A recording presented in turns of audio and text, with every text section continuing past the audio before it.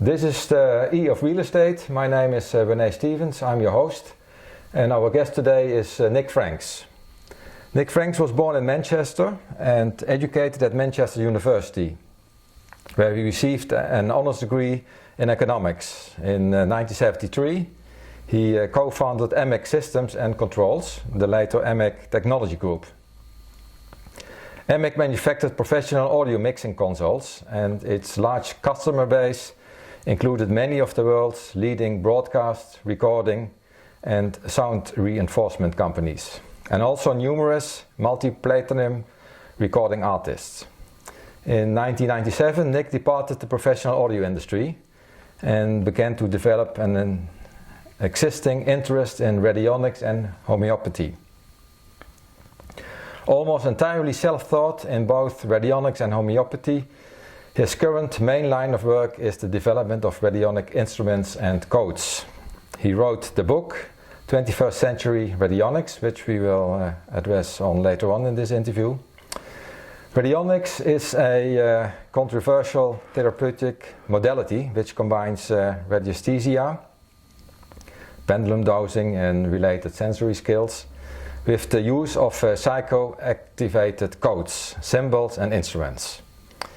Radionics has developed such that it may be used to treat not only humans, but also animals, crops and soils, and potentially the ecosphere itself. And hopefully also the built environment, which we will have as main topic during this interview. Human consciousness can be projected in a manner that can influence the action of nature to a positive effect. Nick Franks made an attempt to answer the central question, but how could it possibly work?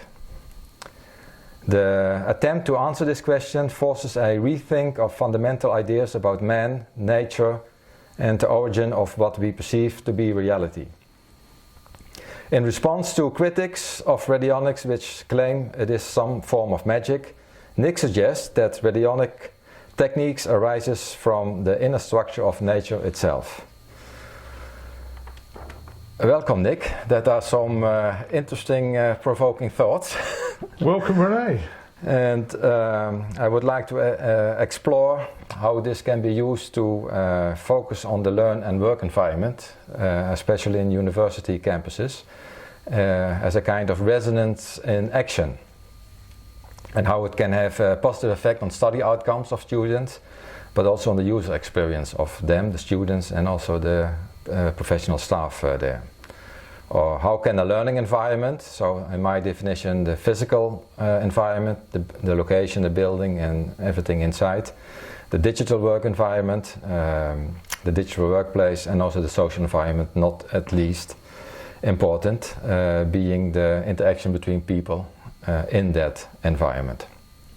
How can that be used as a management tool to enhance not only organizational goals, but also user experience and health, well-being, and maybe even consciousness of people in that university campus. I normally refer to a building as a three-dimensional billboard. Three-dimensional? So, billboard. Billboard? Yes. So you actually go into it. So as an architect, I like your remark in a recent interview you gave, that a radionic box is a three-dimensional adjustable symbol which allows you to focus mental attention. Could you elaborate a little bit on that and maybe start with what is, according to you, radionics all about? Well, there's an awful lot of ground you've covered there. Well, I have contended and continue to contend that radionics is about a certain type of manipulation of the inner structure of reality, or the inner structure of nature. And what I keep saying is that it's within the gift of humans to be able to project the mental ability and the mental focus in such a way that we can, to a certain extent, adjust the information field. And I contend that everything in the universe, the entire universe, is described by a massive information field. And the information field is that which makes things what they are. In other words, we may say that there's just a lot of atoms, particles and so on and so forth, and the forces of nature which are known to physics, which is basically the four forces: gravity, strong force, weak force and electromagnetics, conform everything and make all the vast diversity of the universe from these four simple elements, not elements but forces. But is it really so?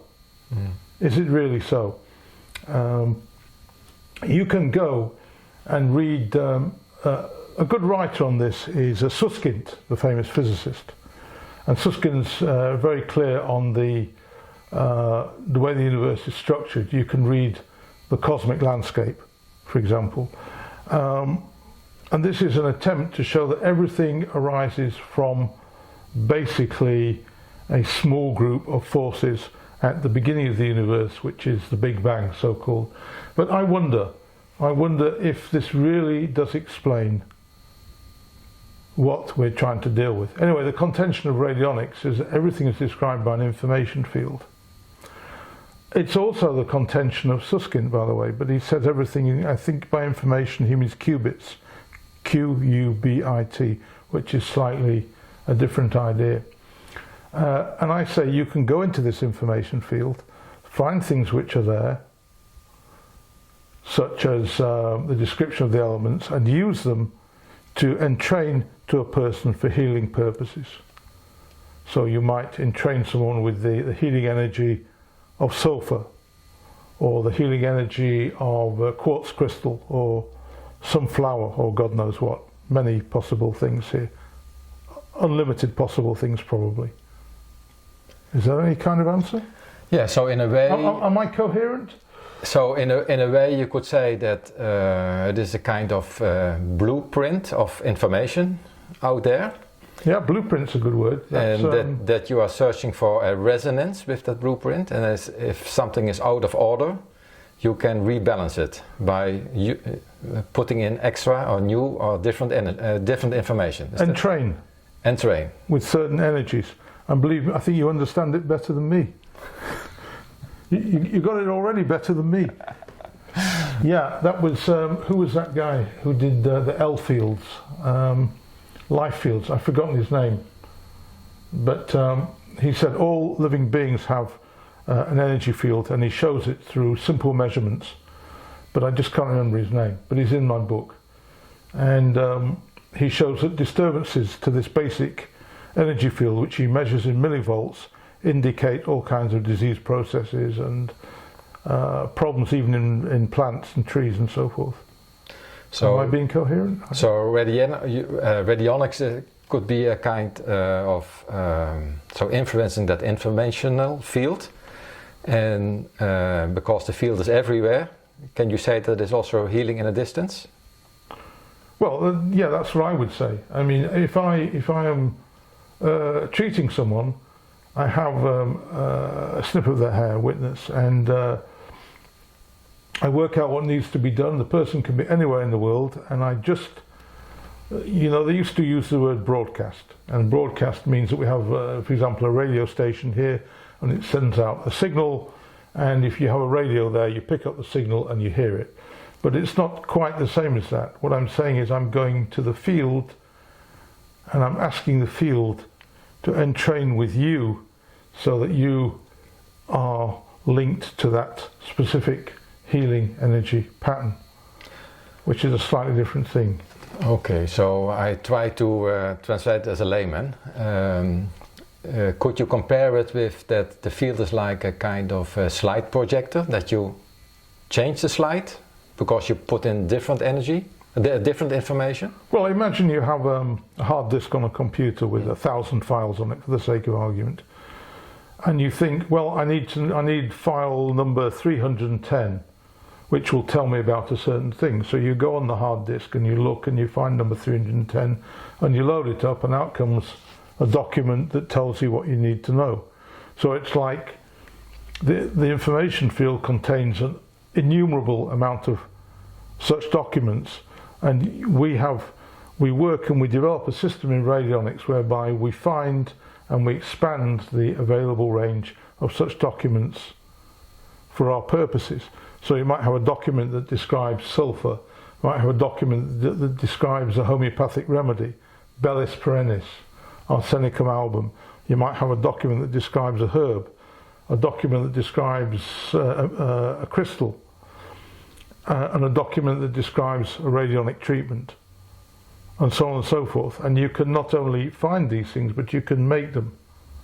So you can instruct the field to do, or request if you want, instruct or request, whatever you fancy, to do what you want, to produce hopeful results with a person's difficulties. You remember, yes, the first intention of radionic work is to relieve suffering. This is what we're here for. Okay, you are mentioning that you need your personal intent to make a connection with that field, say that hard drive in the cloud, in the consciousness cloud. Consciousness cloud's good. To retrieve that document, to relieve that suffering. Is that enough? Is it enough to use that as a human being, or because I know you are also developing radionic instruments, what is the role of the radionic instrument in this?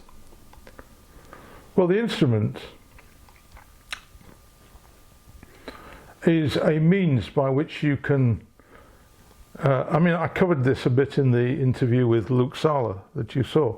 The instrument is a means by which you can connect better with the field, focus your intent, and also acts as a sample and hold device, which means that you can set up your healing intention on the instrument, then walk away and live a normal life. Whatever you want to do. Otherwise, you might have to spend an awful lot of time focusing your intent to get what you want, and that could be very tiring and exhausting and make you ill anyway, which is not quite the objective of the process. And the instrument also should act as a kind of firewall if it's well designed, because you are often dealing with people with serious illnesses of many types, and you don't want to expose yourself too much to that kind of stressor. And if you look at it from a conventional point of view, they might say, but what do we read? We read that many doctors have problems of alcoholism, even suicide, depression, which may come from workload, and it may come from the fact perhaps that they're exposing themselves without any protection subconsciously to too many people who are too ill with too many things. Could also affect them psychologically, psychosomatically. So the idea of the instrument is to create a firewall, a barrier between you and potentially disturbing energy. Does that make any sense? Yeah, that makes sense for as a firewall protection, but could you also go a little bit further and say, again, me as a layman, that it is an extension of our consciousness? The box amplifies maybe, or that you can reach further? Well, we as humans create the boxes. The boxes do not create us. And whatever the process of originating a radionic box is, could be very different for different people. But I have a very definite method which I think is acceptably good. And the idea is to firmly connect to the field and project my healing intention, and also to discover from the field that which needs to be done. And the key instrument here is of course my LRI, ultra large radionic instrument, which is an entirely consciousness driven instrument. Unlike traditional radionic instruments, it doesn't have knobs, it doesn't have cards, it doesn't have anything like that. You're purely dealing with the field. Perhaps as an algorithm, perhaps as a neural net, perhaps as something else that we don't even understand properly yet. But although we don't understand how it actually works, it works, because there are results. Well, I'm not allowed to say by law that it works, but I've been doing this for 25 years, and not being a person who likes to waste time, perhaps it has some uses. But, you know, they don't like you to say that these things work, so I won't say it works. You can guess.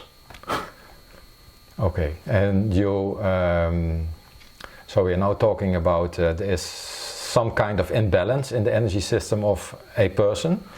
You find a remedy to rebalance it. So is it also possible to take away the cause of their imbalance, and instead of only cure what has happened? What has happened? Well, my 25 years of doing this suggests to me that the most complex thing in the universe is human beings.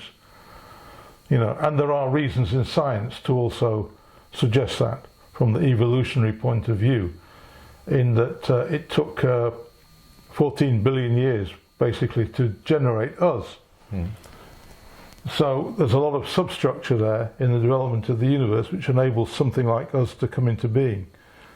I'm talking like an evolutionist here, but not an intelligent designer. So, refresh me there. Yeah, you as a radionics practitioner and developer of instruments. Yeah, so look, the problem is this, right? You have some of the most difficult cases are the people who come with basically psychological or emotional states, and something has happened to them in their life which has become so deeply ingrained in them that it's like a huge rock in the road, right? And you can't, on a very narrow pass, and unless you can move that, nothing else that you can do will change. It may even be that these things happened in childhood and they can't even remember. They don't know what happened, but there was some abuse or some other difficulties, and sometimes you just cannot get round these things. These I have found to be the most difficult cases. The easier cases tend to be the ones where you've got an identifiable physical pathology, something which you can actually say it went away, or it didn't go away. I'm not going to give clues as to whether radionics works here. Then you've got a kind of marker to see what happened. When there is a deep psychological position, that can block everything else. So this gets more difficult. So far, so good?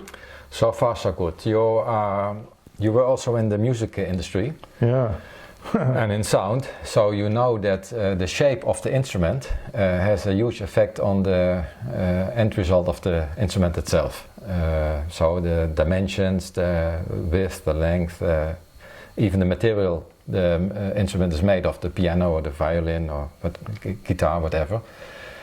Could you say that a similar thing goes also for the built environment? So this room has also certain dimensions, certain colors, certain materials in it, so it produces also a vibration. And can radionics has also an effect on the built environment? Well, I never really looked at it from the point of view of what you call the built environment. What I have dealt with is things that affect the conditions in a building. This is about as far as I've gone with it, and typically we count those as stress factors, typically geopathic stress, electromagnetic stress, environmental stress, possibly radioactive stress. For example, if you had radon gas or radon coming up from under the ground. But a very typical one is geopathic stress, and this is attributed to negative energy lines which cross a building and create disturbance.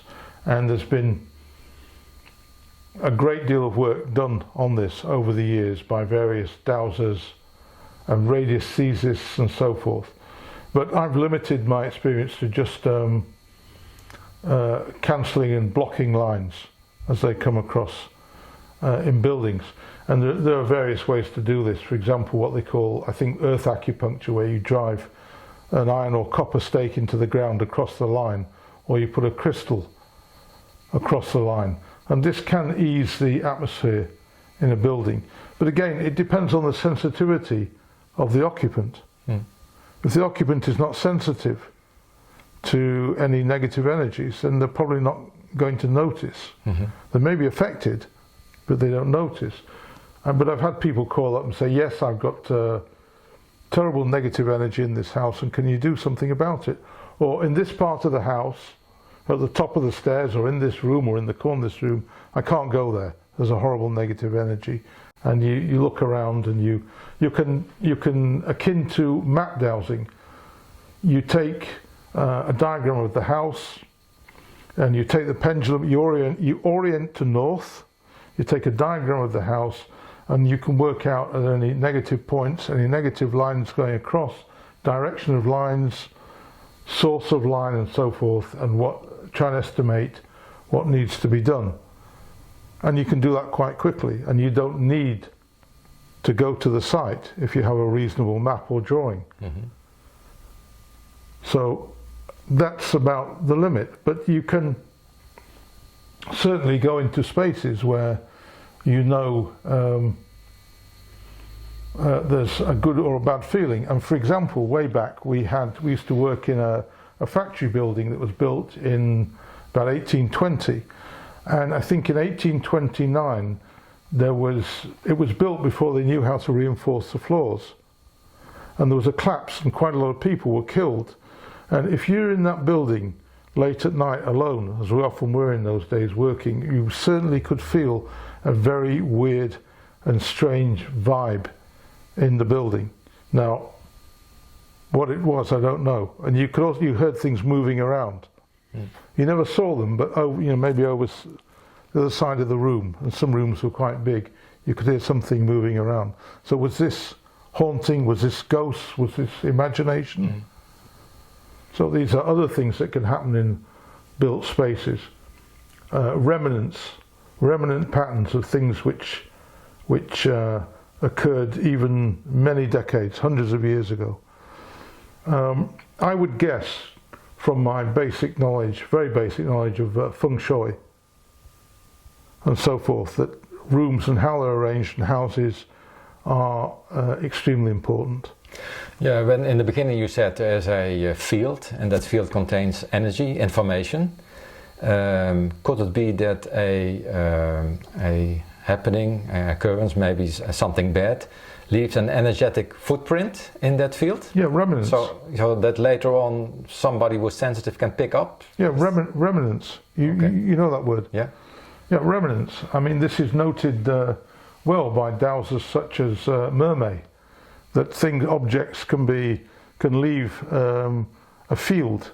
So I guess people can leave a field, which can persist for very long periods of time. The usual remnants is magnetic remnants, where some kind of magnetic field remains.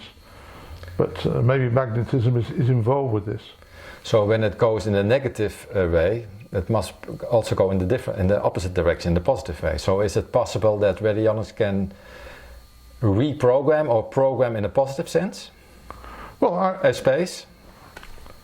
I'd certainly think to an extent that I am going to work on this. But you have to know the rules of how spaces are built, and some places are just going to feel bad whatever you do, because they're not designed properly. Exactly. So the basic setting is not okay.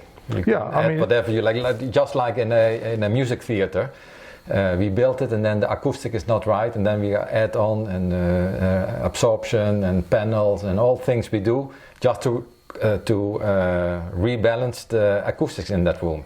But when it is badly designed, you can do whatever you like. It will never be optimal. There's a very well-known concert hall in Manchester which has got terrible acoustics, and it's known for it. And it probably wasn't designed properly. But they have all sorts of blankets and things on balconies and God knows what to try and improve it. But I've known people go to concerts and they've come out saying, I couldn't hear a bloody thing. Terrible. So that brings me back to the analysis with the, or to the comparison with the instrument, to the case of the instrument, the violin or the piano. So in a way, how architects design rooms has a huge impact on the informational field or the energy or the vibes in that space, in that room. And it will affect people who are sensitive to it. So for instance, when I create in a university a study room, when I know what I'm doing, maybe I can create a positive atmosphere to enhance the study results. You have a whole just like enhancing music acoustics. You have a whole study called sacred geometry, which unfortunately I don't know very much about, but I presume the idea that dimensions and volumes and spaces are critical as to how a building will perform in terms of how the inhabitants experience it. But it's well known that if you go in certain cathedrals and churches and theatres and so on, that you will feel good, and certain other places you'll feel bad. And there's certain places probably that you shouldn't build at all, where there are underground emanations which are not good for human beings. And again, there's a very large literature on this, particularly coming out of France, the French dowsers. I'm more speculating that when it is possible to rebalance a human being who is out of balance, his energy field, by giving healing at a distance, maybe a space that is out of balance by bad design or whatever the cause is, could also be rebalanced. Just like you were saying, when there's negative energy lines in the earth, you can adjust them outside by putting poles in the ground or putting crystals on the lines. So maybe the space itself can also be adjusted. Well, I'm sure without rebuilding it. I'm sure the feng shui people would certainly say this. You move this here, you put that there, you change this direction and so forth, and you produce a better atmosphere. You remove any bad key, etc., etc. So I'm sure they would say that, and I reckon I would agree, actually. I reckon I did quite a lot of things in this house to improve the environment. Not using feng shui methods, but using crystals and so forth. Arrangements like that to try and enhance the energy and remove negative energy lines. So in a way there is hope. So when you have a bad building or build it in the wrong spot, there can be some modifications be done there. I would say so, and I could probably do it for some buildings. Some buildings you'll never fix. They're just too badly done. But yeah, sure. But I have my methods. There are probably many other and probably better methods of doing it. Probably the best method of all is to build it right in the first place. Indeed. But I'm not an architect. I just get a feeling. I walk into a building, I get a feeling. And of course, many people you walk into a house. You want to buy a house, you walk in, you think, I like this place. Why do you like it? Or you walk into a house and you say, I don't like this place. What's the feeling? What's generating this feeling? There's no, if we were automatons, there's no logic to it. A room's a room. But a room clearly isn't a room, is it? Yeah, now you touch at the point that maybe some people in the beginning would say, Radionics, I never heard about it, what is this? Maybe it's woo-woo. Maybe it is woo-woo. But yeah, for some people there is an effect. They experience an effect. I'd like to say this. First of all, you've got to remember that as incredible as the achievements of science are, and the things they've found out, the current claim or position in science is that they don't know where 95% of the universe is. So science, for sure, is not a done deal. If you can't find 95% of the universe, which is dark matter and dark energy, then how do you know what the true characteristics of the universe are? So you can come along to someone like Radionics and you can say, well, woo-woo. But on the other hand, how do you know? How do you know it's not encompassed by your broader vision of what science is? And perhaps some things might be shown soon that reinforce this point of view. Yeah. But I think what? Yeah, I agree. So when we don't have instruments to measure it, does not mean that it does not exist. We only have 4 instruments. Well, or not at all instruments to measure this subtle energy. Well, Karim, who you've interviewed, yeah? Yes. Karim says you have a quantitative science and you have a qualitative science. So perhaps what we're doing here is a kind of a qualitative science. The quality of life. You know, you can be ostensibly a perfectly healthy living person, but you can not feel great. You don't have great quality of life. So I think maybe quality of life is one of the things we're concerned with here. Yes. In radionics. But we're concerned with a lot of things in radionics, actually. More to be revealed. Excuse me. In your book, you said something that you tried to answer the question, but how could it possibly work? Can you elaborate a little bit on that? What are your findings so far? Well, my findings are the idea of the field, and I'm certainly not the first person to say that, not at all. But the difference is that I think a lot of people tend to view the field, or for example, the Akashic record, that's a famous expression, the Akashic record, as something which is there that maybe you can read or something. The difference in radionics is I say you can manipulate it to a certain extent. Boundary as yet undiscovered. We don't know how far we can go. Maybe it leads very far, maybe we've taken it almost as far as we can go, or maybe we're just deluding ourselves. But, you know, so that's the first thing, the idea of the field. If you look at, if you take physics as it is, I suspect it disallows anything like radionics. But if you start looking at quantum mechanics, my contention was that quantum mechanics starts to suggest that in fact it is allowable. And I elaborated on this to a certain extent in my book, and there's a lot more elaboration to do. So one of the things I would contend, at least partially, is that how it works has its origins in science, deeply in science. Is that any kind of answer? Yeah, so let me try it from a different angle. We have now a digital cloud. We store documents and videos and pictures in the digital cloud.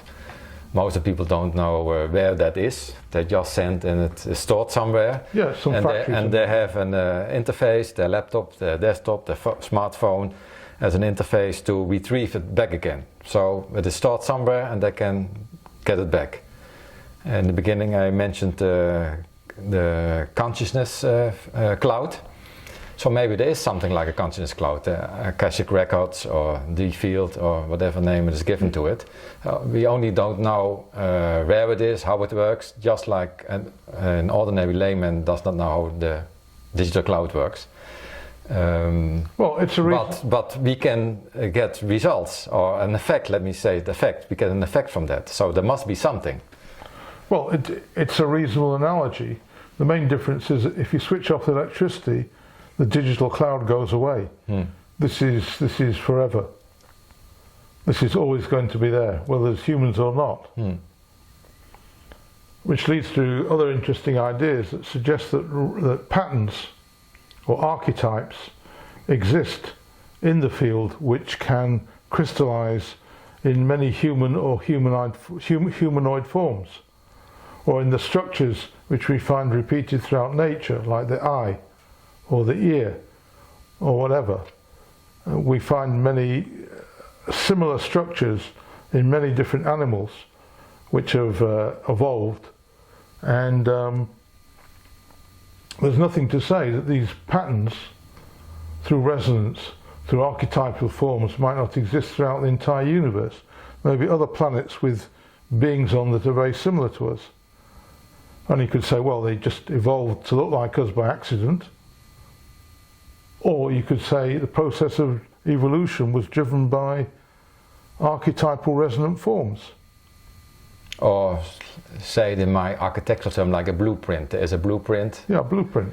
Or there is a slide and there is a projector sending light through that slide, and then it manifests on the screen.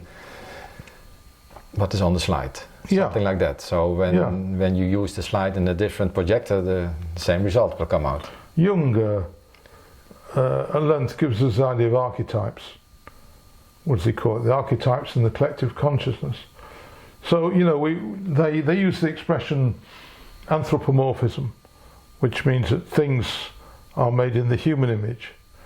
But maybe the expression cosmomorphism is important, which is that things are made in images which permeate the whole cosmos. And we're just a local example here on planet Earth. Mm-hmm. But no one knows what's out there. Mm-hmm. You know, they look and with spectroscopic imaging and God knows what, and they can say, well, here is a planet 15 light years away, 30 light years away. But we have no means at this time to go to these planets to find out what's there.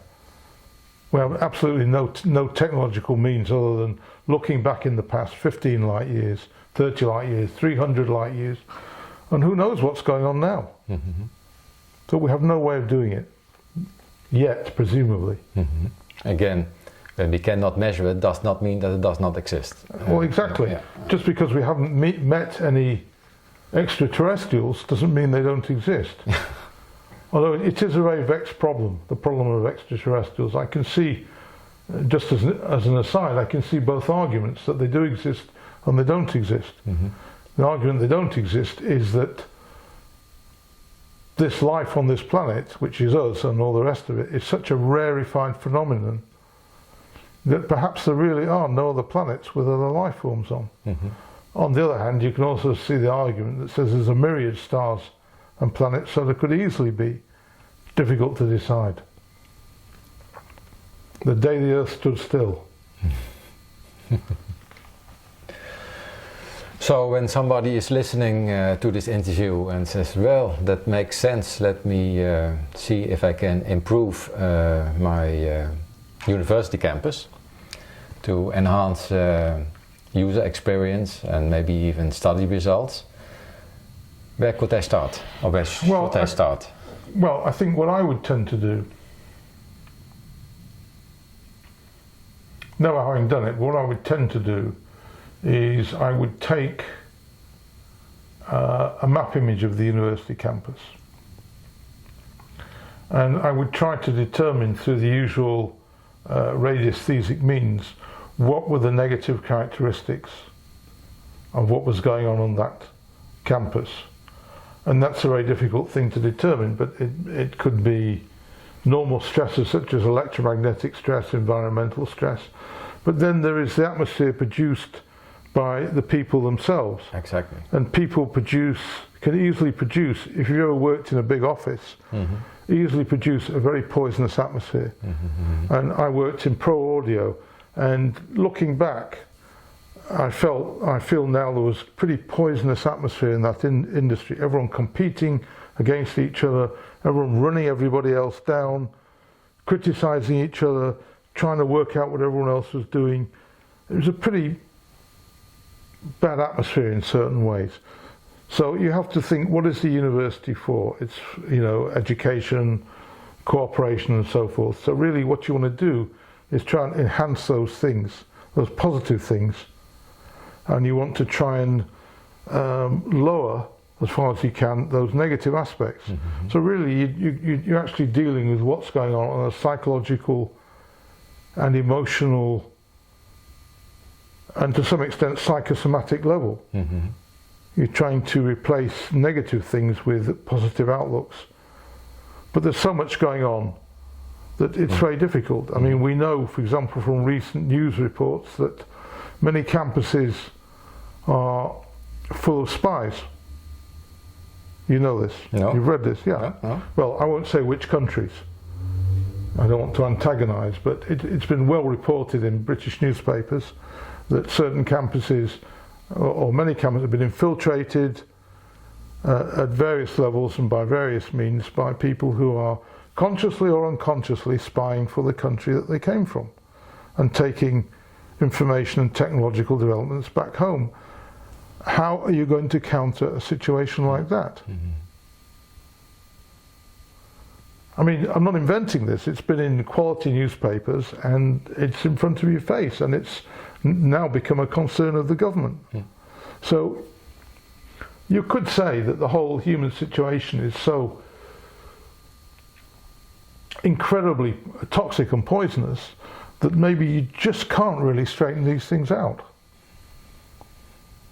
But I'm not going to single out any country as to who is doing what.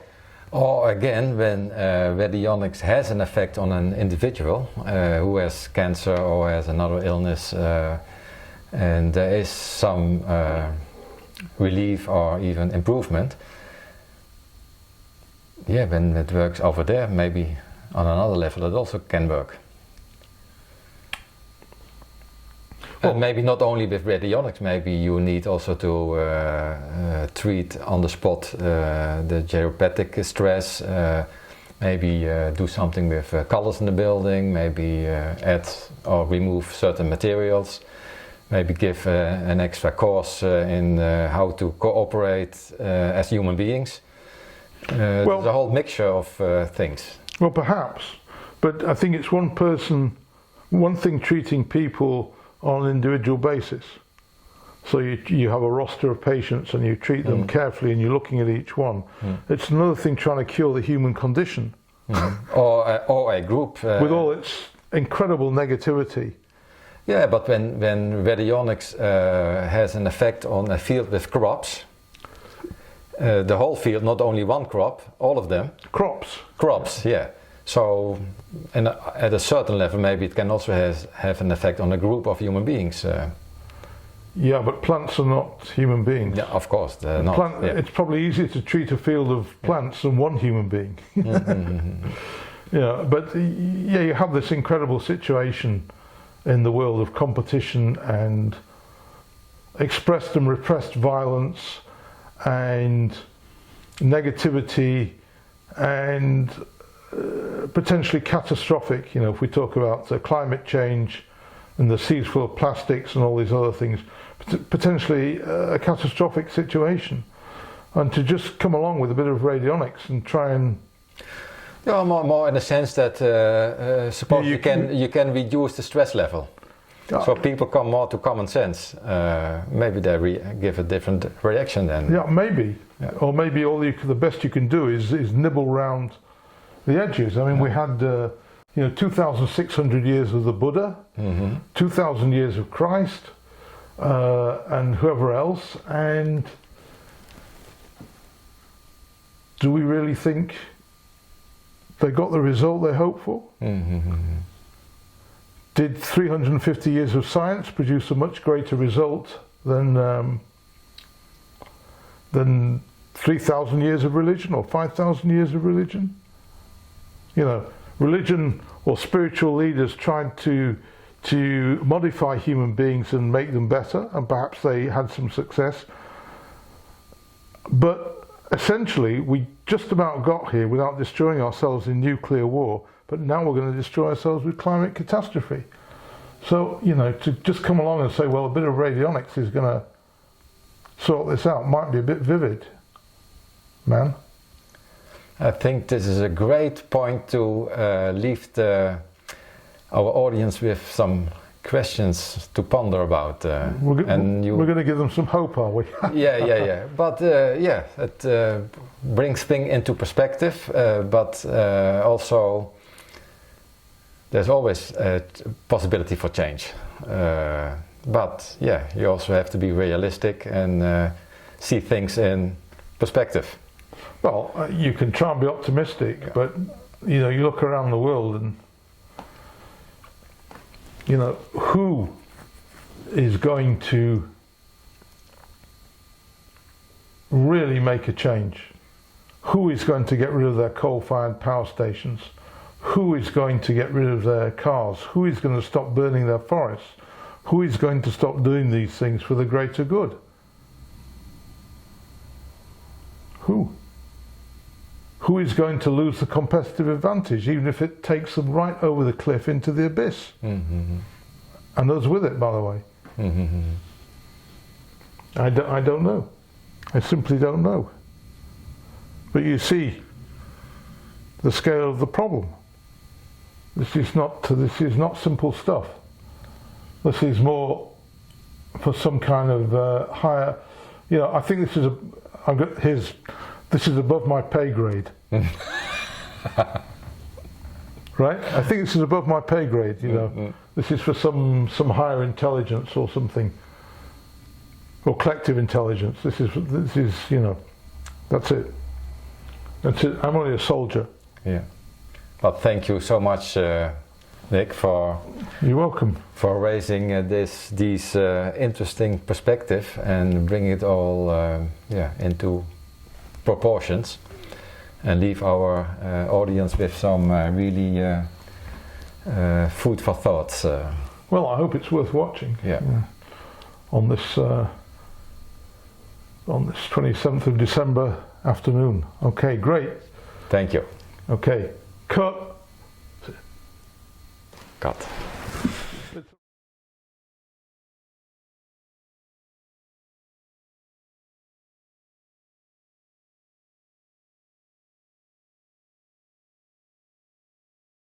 Good.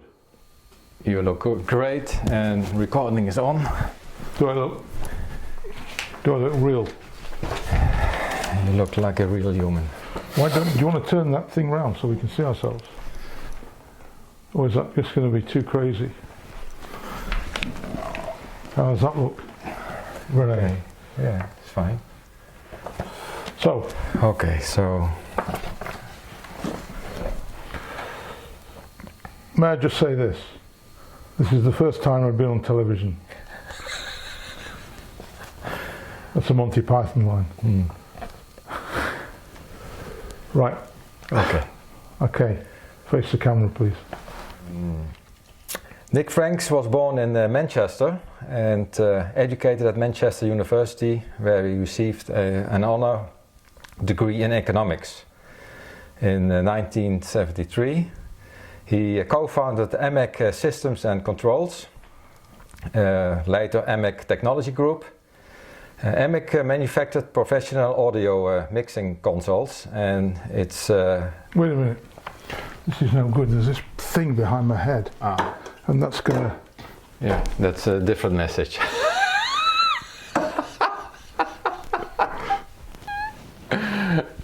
Yeah. We can have outtakes here. Yeah. We can put a few outtakes at the end. I like humour. Yeah. So, I'm sorry about that. That's better. That's better. Do you want to start again? Yeah, of course. Okay, so... do you want to restart the tape or? No, just let it run.